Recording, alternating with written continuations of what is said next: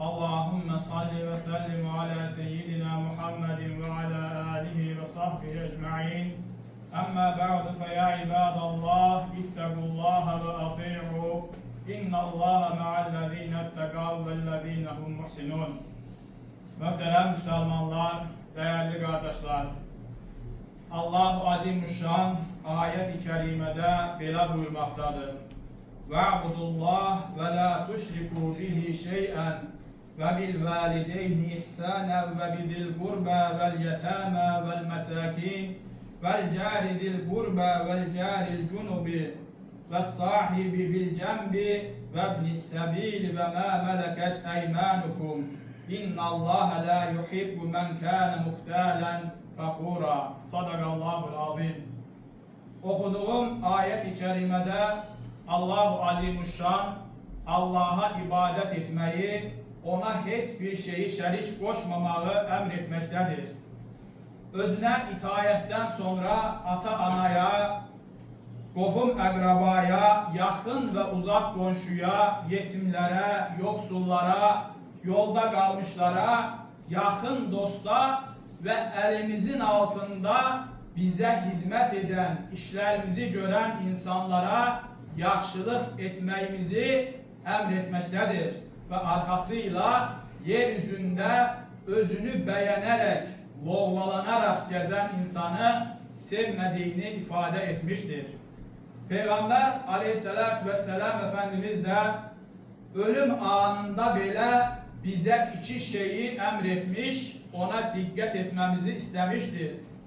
Bu hadis-i şerifi rivayet eden ravi belə deyir ki, Peygamber aleyhissalatü vesselam'ın artık sesi kısılmıştı, sesi az çıxırdı, yine de bu sözleri bize devamlı tekrar edirdi. Tekrar ettiği sözlerden birincisi Allah'ın hakkı olan namaz ibadetiydi ki Allah Resulü aleyhissalatü vesselam son nefesinde bile namaz, namaz, namaz diyerek namaza dikkat etmemizi emretmiştir. İkincisi ise bize haberdarlık ettiği, bize miras bıraktığı ikinci mesele ise elinizin altında olan insanların hak ve hukuklarını korumaktır diyerek bunu da yine devamlı tekrar etmiştir. Değerli Müslümanlar, bu ayet-i kerime ve bu hadis-i şerife baktığımız zaman İslam dini bizim elimizin altında olan hizmetçi olsun, işçi olsun, nöker olsun, fehle olsun, usta olsun her bir hizmet eden insanın hakkına riayet etmemizi, onları koruyup kollamamızı emretmektedir. İslam dini insanın şeref ve haysiyetini koruyan bir dindir. Dinimizde bir insanın mertebesi var dövletiyle, mövqe megamıyla değil, əxlaqı ve takvası ile bilinmektedir. Ebu Cehil Mekke'nin en varlı insanıydı. Mövqe megam sahibiydi. Ancak Allah katında bir değeri yoktu. Bilal Habeşi ise kara derili bir nökerdir. Ancak sahabeler içinde takva sahibi, Allah katında üstün olan bir insandır. Demek ki Allah'ın yanında bir insanın mövqe megamı değil, onun takvası ve ahlakı önemlidir. Bu sebeple İslam dini vazifesine bakmadan her bir işçinin hak ve hukukunu korumağı bize emretmekte, bu ilahi bir emir olarak bize gelmektedir. Bu sebeple işe götüren bir insanla bir işçi arasında edilen anlaşmalar bir mukaviledir, bir ehddir ve bu insanlar ehdlerine sadakat göstermek mecburiyetindedirler. İşçinin hakkını, hukukunu, ahlakını onun bütün yönleriyle korumak her birimizin üzerine bir ferzdir. Allah-u Azimuşşan ayet-i kerimede iman edenlere seslenir. Ya eyyühellezine amenu effu bil ugud. Ey iman edenler, ehdinize, anlaşmalarınıza sadık kalın buyurmaktadır. Peygamber aleyhissalatü vesselam da bir hadis-i şerifinde buyurur ki, bir işçinin hakkını alın teri kurumadan ona verin buyurmaktadır. Bu ayet-i kerime ve bu hadis-i şerifler işçi hakkına dikkat çekmektedir. Ancaq baxırıq ki, günümüzdə bəzi insanlar fərqli bəhanələrlə işçinin haqqını gecikdirir və yaxud da onun haqqını kəsməyə başlayır. Bu isə onlara qarşı edilən bir zülümdür, dəyərli qardaşlar. Allah-u Azimüşşan qudsi bir hədisdə belə buyurmaqdadır. Allah Resulü buyurur ki, Allah-u Teala deyir, mən qiyamət günü üç insana qarşı düşman olacağım. O üç insandan birisi də bir işçiyi götürüb, onun haqqına istifadə edib, ona işini gördürüb, ama onun haqqını verməyən insan Allahın qarşısında Allahın düşmanı olacaqdır.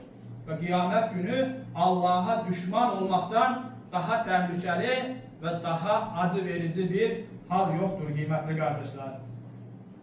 İslam yalnız işçinin maaşını, haqqını verməklə deyil, eyni zamanda onlara mərhəmətlə və hörmətlə davranmağı da əmr etməkdədir. İnsanları aşağı görmək, təhqir etmək, ağır sözlər söyləmək İslamın, Peyğəmbərin və bu dinin əxlaqına yaraşmayan, bir müsəlmanın əxlaqına yaraşmayan davranışlardır. Bir insan bizim işçimiz ola bilər, sənin işçin ola bilər, amma bu onu təhqir etməyə, onu alçaltma haqqını sənə verməməkdədir. O da birinin anası, birinin evladı, birisinin atası, birisinin yaxınıdır. Əgər yaxınlarımıza, anamıza, atamıza, evladımıza edilməsini istəmədiyimiz bir söz və davranışı biz də başqalarının anasına, atasına, evladına, yaxınlarına etməyəcəyik. Allah Resulü buyurur ki, "La yu'minu ahadukum hatta yuhibbu li ahihi ma yuhibbu li nefsi." Bir insan həqiqi bir iman etmiş olmaz. Ne zaman? Özü üçün istemediği bir şeyi, istediği bir şeyi din kardeşi üçün de istemedikçe. Yani özümüz üçün bir şey istəyir ise de bize necə davranılmasını, necə edilmesini istəyir ise din kardeşimize de o şekilde davranmalı ve o şekilde davranılmasını istememiz lazımdır. Əksi halda həqiqi bir imana, kamil bir imana sahip olmamız mümkün değildir. Bazen düşünürük ki o bizim evimizden, bizim kapımızdan, bizim elimizden evine çörek götürür. Biz bakırıq onlara, biz yardım edirik, biz el uzadırıq. Biz etmesek aç kalacakmış gibi düşünceler mevcuttur. Ama bu düşünceler yanlış düşüncelerdir. Çünkü Rezzak olan Allah-u Teala'dır. Onun ruzisini senin elinde vermektedir. Sen sadece bir aracı, bir vesilesen. O ruzisini kazanarken sen imtihanını kaybetmemen lazımdır. Onun senin yanında olması senin bir imtihanındır. Ona hakkını vermek, ona güzel şekilde davranmak seni Allah katında değerli etmektedir. Əksi halda ise bir insanın kul hakkına girmiş, bir insana zulmetmiş olursan.